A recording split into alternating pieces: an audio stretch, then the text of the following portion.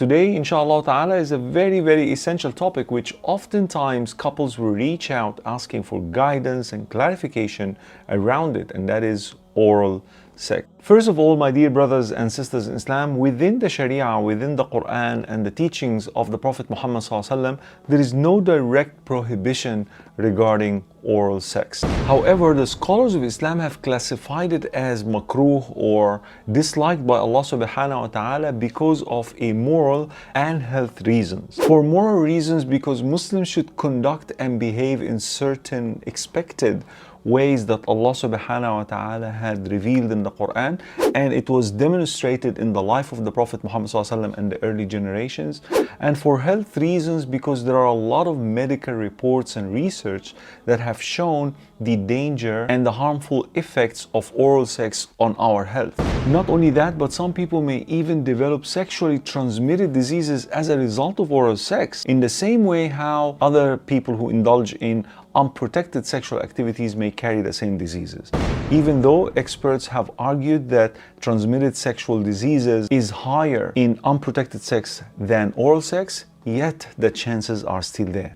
That's why the majority of the scholars will go with the opinion that it is absolutely haram, completely prohibited, or makruh, highly discouraged. The mouth and the tongue, my brothers and sisters in Islam, were created for a higher purpose, and that is to remember Allah subhanahu wa ta'ala much, to pray, to read the Quran. So how could that same mouth do other things which are looked at as morally low? Sheikh Salih Al-Fawzan had recognized that there is no specific or clear-cut evidence from the Quran or from the Sunnah of the Prophet Muhammad ﷺ that prohibited oral sex. He recognized that. But he said that this is also an act of a dog, of an animal.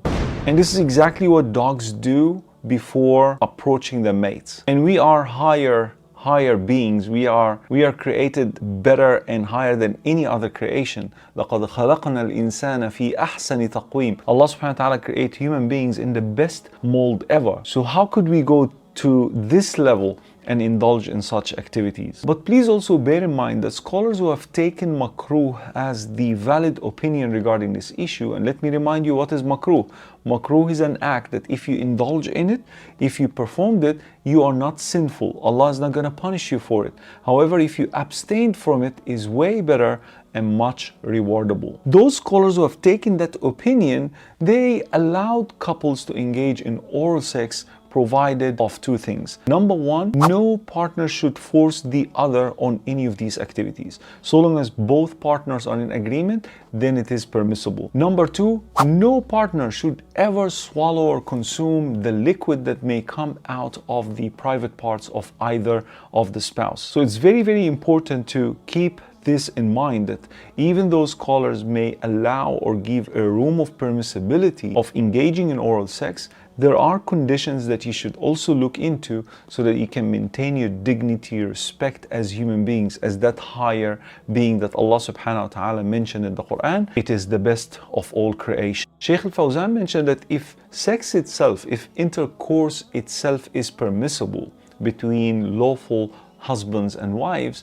then whatever less than that, whatever less than the intercourse itself, the penetration, should be also permissible. And as a result of this, he took the opinion that oral sex is actually permissible. And this opinion is actually taken from Imam Al-Qurtubi and in his tafsir on Surah Al-Ahzab. So if intercourse itself is allowed between spouses, between lawfully married spouses, then anything less than that, the kissing, the oral sex, would be also or should be also made permissible. Imam Al-Qurtubi, may Allah subhanahu wa ta'ala have mercy on him, when he was asked about lustful speech between spouses, he said if intercourse itself, if penetration of the private parts is permissible between a husband and wife, then anything less than that is also permissible. So lustful talk, go back to seduction episode to just understand how these things could spice up a little bit the relationship between spouses for the benefit of the halal part of the relationship, so that we don't look outside the boundaries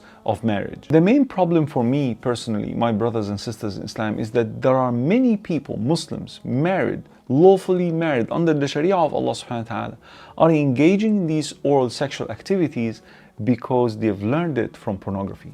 And if that's your main educator regarding sex, then you definitely will end up in a very unpleasant place. So this is the problem. If we can educate ourselves about the activities that can enhance our sexual relationship, enhance our health as well, and maintain our dignity and respect as Muslims, no one should force the other on any act, then inshallah ta'ala we'll find pleasure in every move. But if you are influenced by pornography, then everything associated with it will be haram. Wa may Allah subhanahu wa ta'ala protect us all.